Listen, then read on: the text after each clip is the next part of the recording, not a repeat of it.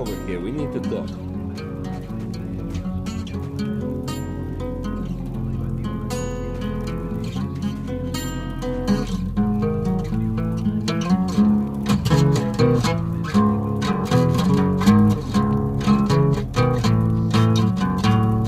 So what'd you think? It sounded really good, and it looked really good. It looked like this giant open world. It looked like everything I thought that it was going to be. Mm-hmm. But man, that first 5 hours or so was pretty terrible for me. Really? Except for the graphics, none of the game design is modern. Things like inventory management and quest system management is all done in a like Diablo style. Absolutely, yeah. You know what I mean? It's got this like time capsule quality to it. Yeah. And even the graphics, I mean, when I describe them, it's like the best looking graphics from 3-4 years ago.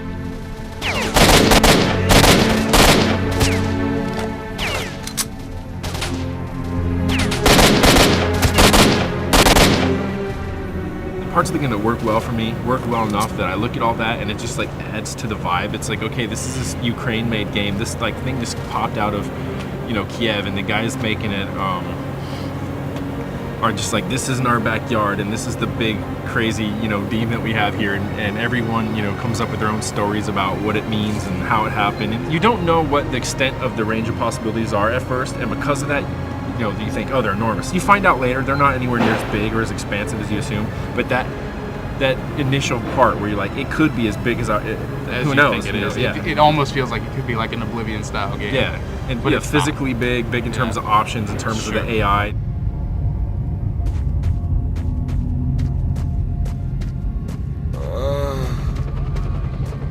Help me, brother! Take the med kit off the stiff. I can't crawl that far.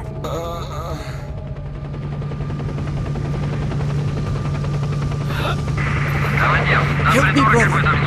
Take the med kit off the stiff! I can thank you, Mark. You're okay, you know that? I'll be sure to tell everyone at the camp that you helped me out.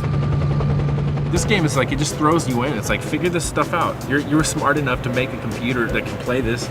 You're smart enough to patch it and figure out how to get over our shitty performance and make it run. Yeah, if you can get it running, you're probably okay. Yeah, you can like figure out what to do now.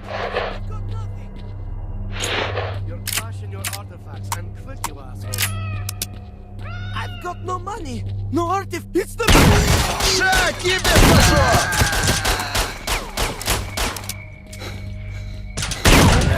You know, you were saying in your first 5 hours it wasn't so impressive, but for me the cool thing was that because I didn't know the extent of the illusion, and I come in, I put my binoculars up, and I see dogs chasing boar and boar chasing troopers and whatnot, and I just wonder like how deep is that AI? I mean, did I just see some random fluke, or is that scripted? You know, how did that all work? And it's just so much fun, like pushing those boundaries and seeing just how this whole thing works, how it operates. You know. No, that stuff was really fun to me. It was when the actual game mechanics started fighting back against me that I got angry with it. You know, it is like a role-playing game. All the weapons have stats in accuracy, in rate of fire. Like, they degrade, and you have to get new weapons. That's all cool, and I kind of like it. But what I didn't like was like the AI seemed to mostly, they would flank when they needed to, but then once they had you pinned down, they just pin you down, which of course, sure, that might be the way that it actually happens in real life, but it's not fun when you like pop out from the side of the box, shoot off something like a full clip, and maybe 2 of the shots hit the guys. Or the worst case scenario, if that happens and you start running out of ammo, and you've got to for every time you kill a guy, you've got to run up, press the inventory menu, take some ammo off him, or switch guns with him and do it. It can be bad. Yeah, the experience does depend on what you have, and they can't guarantee that everyone's going to have the same thing. The game really kind of opens up and expands at about 5 hours in once you finally make it to the city. Free stalkers, veterans and hunters, join duty. Protecting the world from the zone's evil is our common goal.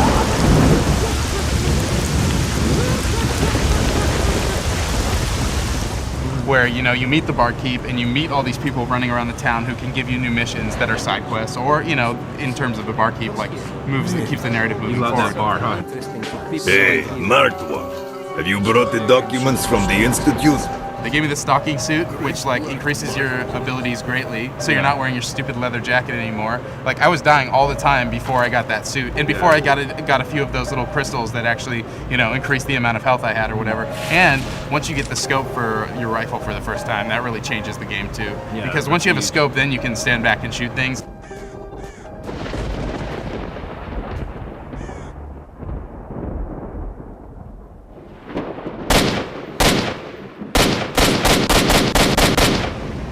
Once my fear of dying went away, because I just, like, at the beginning of the game, you know, I was required. I wouldn't have made it anywhere if I wasn't quick saving every few minutes, you know what I mean? Yeah, that sucks. That's not fun. It wasn't Right. fun. And at some point I realized you can just run away from these fights. You can run from almost anything. It's all based on your experience. And Sure. if I had your experience, I'm sure I would feel the same way. Yeah. Like, it would be really frustrating. But that's the thing, is it did get good at some point, and like I ended up really having a good time with it for a while until I started running into weird AI bugs and weird story bugs that just made it frustrating. Like there's this one time where you have to break into this this complex, and down on the bottom floor there's a dude in jail. The mission is unclear. Like when you talk to the guy, it kind of makes it sound like you need to, you know, escort this guy back out of the building once you do save him. But then the AI was all fucking wacky. Like it would, you know, if you talk to the guy, then he would like follow you a little bit, but he'd follow you for like 10 steps and then stop.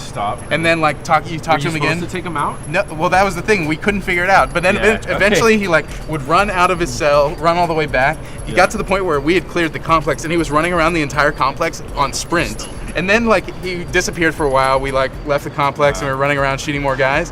And we finally left, and this was like 15, 20 minutes later in gameplay time. And then all of a sudden he was booking through the environment, just like sprinting around, running all sorts of different places. That's one of my favorite sections in there. Okay, well, because you don't have to break that guy out, right? You don't have to. That whole complex, you need to get inside of it, right? Yeah. But it doesn't really say where at first, you know, unless you like look close in your PDA. So I just was kind of walking around it.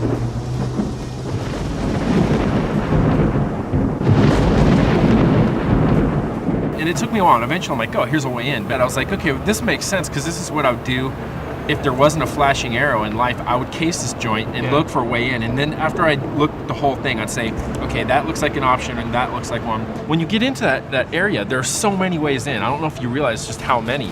You know, it sounds like you might have went in through the first floor, the basement. It was just so cool that, I mean, it's the way that, you know, you'd play when I play Battlefield 2 or something online, and every time, you know, I'm trying to capture a base or something, and I know, like, I can do it in all these different, any number of ways. It's like, just try something, and that's why I always, like, to an extent, I mean, that's something where multiplayer is so much stronger, you know, is, in part, it's because, you know, you're not dealing with AI, you're dealing with, you know, humans, but also because the level design is made to, you're going to replay the same scenario over and over again. It's going to offer as many options as possible, and it just, like, that worked for me. Every once in a while, the game will give you a voice message, and it said, like, okay, Stalker, you made it, and now we're going to send a chopper and attack you. And I was like, okay, so we made a little save file called Attack by Chopper. Then, like, 5 seconds later, I get another message coming through from a different guy that says, like, there goes your chopper. You're next, you political scumbags. and sure enough, the chopper got shot down. And I was like, oh, okay, I guess he wasn't talking to me when he said you, player, you, Stalker. And then we got up on this pipe and started going on a little bit more, and then another message popped in that was like, You, Stalker. Atlas. We were attacked by mercs and half of our team was killed. and I was like, I don't see anyone. Okay, fine. And then like a few seconds later, it said task failed. You didn't save these guys. I'm like, where were the fucking guys? Like, what guys? Professor, you're a smart man. Give us the info and go very well. If you don't want me to destroy the research results, stay away from me. There are all these like examples of bad game design in there, but the environment is awesome. Like once you get a scope and you're having fun shooting, and like you said, the open-endedness is what makes it good.